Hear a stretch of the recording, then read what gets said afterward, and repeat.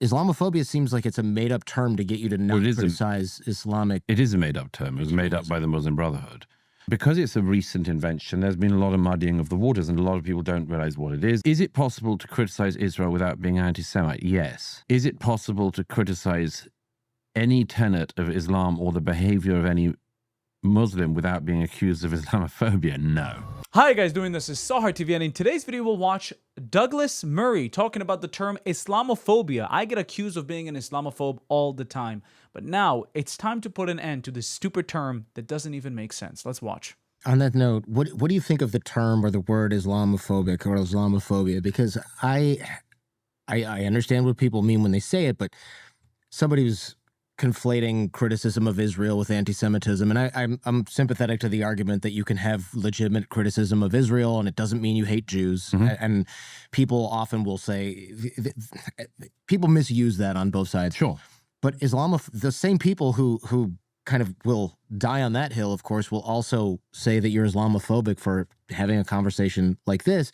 And I find it interesting because it seems like kind of the same thing. Well, they are similar in certain rhetorical ways. I don't think they're at all similar. Let me clarify what I mean. I feel like the word Islamophobia, it's not the same thing as racism. Like, you can have racism where you say, oh, I don't like the people from these countries or whatever. That's racism. That's prejudice. Islamophobia seems like it's a made-up term to get you to not criticize Islamic. It is a made-up term. It was made up by the Muslim Brotherhood some decades ago. Can you explain that? I don't think people know that. Yeah, it's a term, the Muslim Brotherhood, which is one of the most effective organizations, actually, of the latter half of the 20th century. They inserted this into the dialogue, and it really started to come to prominence in around the 1980s. And it was recognized. It was wheeled out because it was recognized by the Brotherhood and its affiliates to be a very useful way to cow particularly Westerners who do not want to be seen as bigoted. We in our societies in the West fear the charge of bigotry.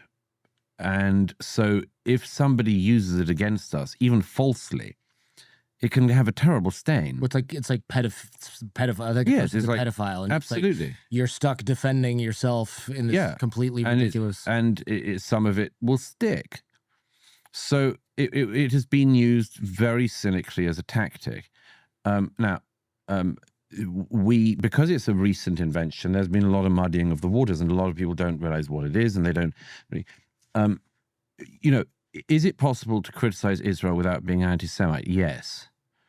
Is it possible to criticize any tenet of Islam or the behavior of any Muslim without being accused of Islamophobia? No. No. I mean, people think anti-Semitism is overused. Wait till they see Islamophobia. That is just, people get hosed down by that.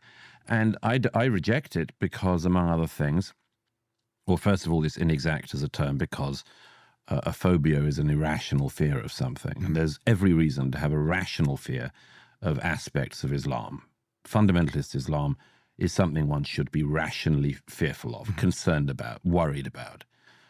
The second thing is that it seems to me that it sets up an entirely impossible situation, which is if you are going to be accused of Islamophobia for criticizing, for instance, jihadism, Muslim radicalism, Muslim Brotherhood style activity, ISIS style activity, pointing out that groups like ISIS, groups like Hamas, they do quote Islamic scripture all the time, and they believe they have the correct interpretation of the Quran, Hadith, the life of Muhammad.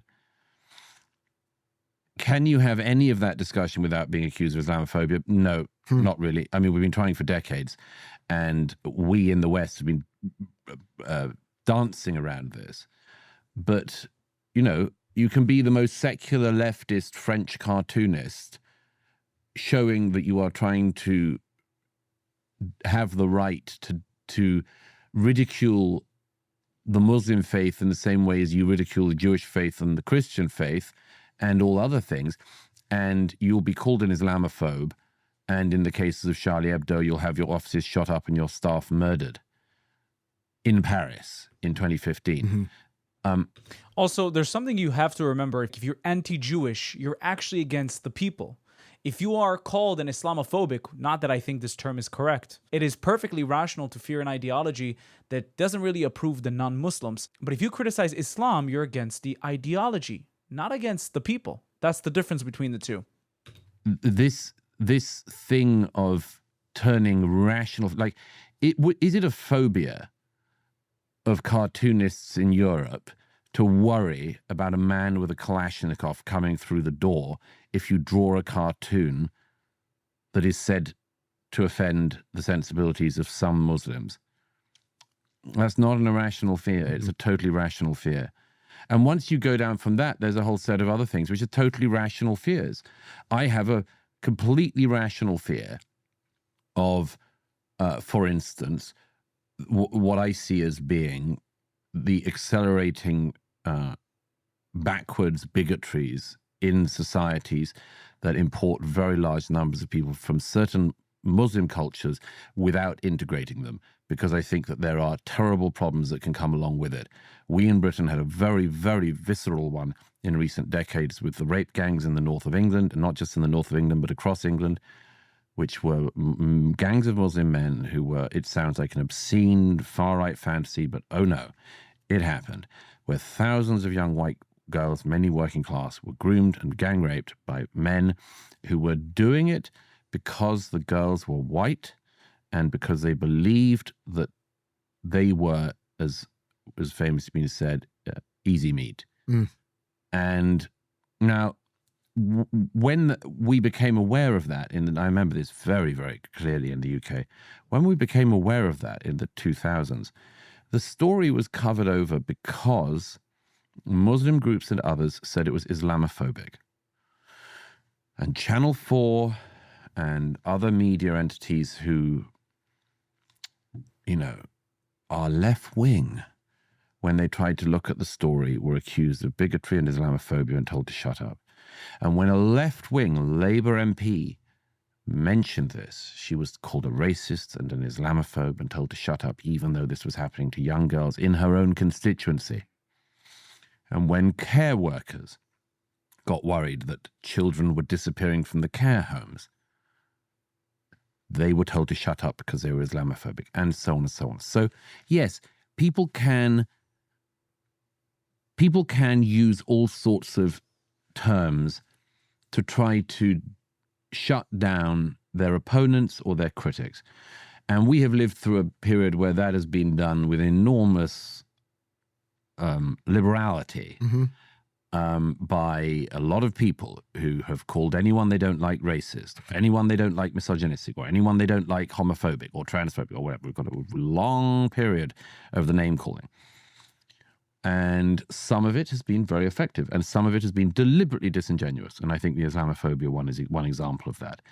The effects of that are terrible. And by the way, the inevitable effect of all of that, going back to your point about possibility of electing actually far-right governments, or certainly governments with much stricter, perhaps potentially unpleasant policies, is the same thing.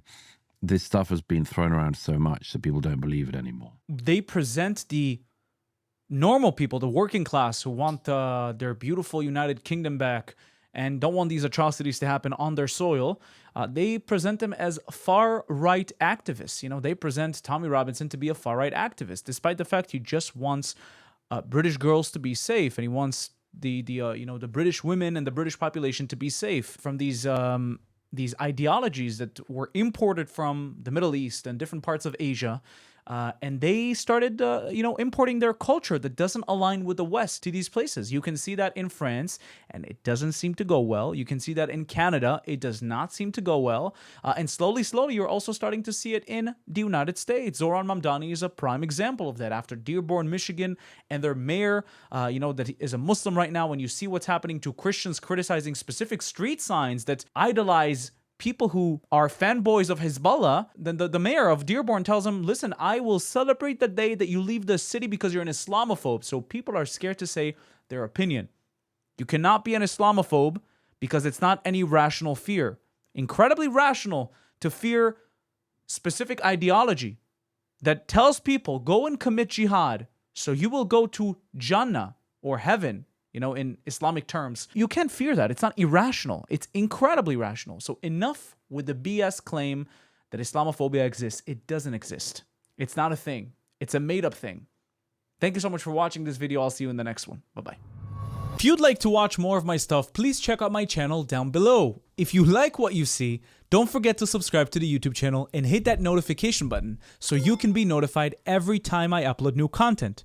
If you'd like to support me and the channel financially, you can do that using Buy Me Coffee or Patreon down in the links below. Also, we now have a Discord that you can join down in the link below. And now you can become a YouTube member and enjoy specific YouTube perks. Thank you for watching. I'll see you in the next video.